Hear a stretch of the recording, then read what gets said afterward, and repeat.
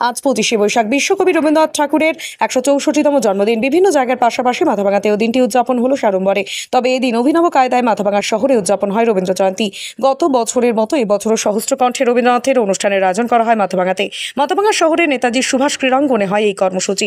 রবীন্দ্রনাথ ঠাকুরের স্মৃতিতে রবীন্দ্রনাথ ঠাকুরের গানে গলা মেলায় সহস্রকণ্ঠ।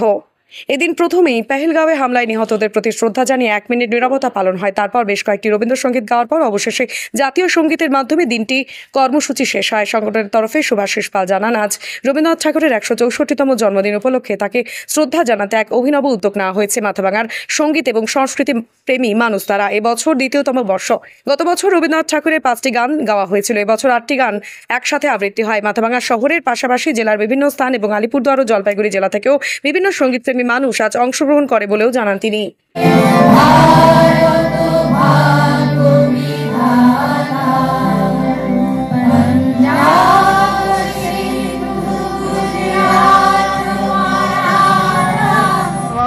সহস্রকণ্ঠ রবীন্দ্রনাথ পরিবারের উদ্যোগে 164তম রবীন্দ্র জন্মজয়ন্তী পালন হচ্ছে। এক অভিনব অনুষ্ঠান, ঐতিহাসিক অনুষ্ঠান মাথাভাঙায় হতে চলেছে আর কিছুক্ষণের মধ্যে। দ্বিতীয় বর্ষ এবছর। কি হবে এখানে?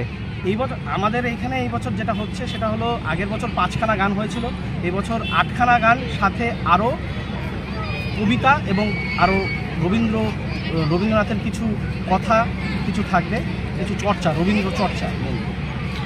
মূলত মাথাভাঙার সমস্ত শিল্পীবৃন্দ এবং তার সাথে মাথাভাঙার সাথে জেলার বাইরেও আমাদের কোচবিহার ডিস্ট্রিক্টের বিভিন্ন জায়গার এবং কোচবিহারের বাইরেও আলিপুরদুয়ার এবং জলপাইগুড়ি ডিস্ট্রিক্ট থেকেও অনেকেই আসছে এই অনুষ্ঠানটাতে অংশগ্রহণ করার জন্য।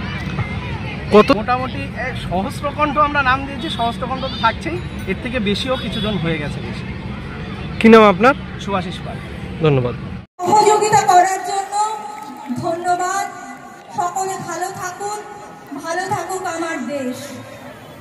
এই মহা আয়োজনে যারা সহযোগিতার হাত বাড়িয়ে দিয়েছেন তাদের ধন্যবাদ জ্ঞাপন করছি।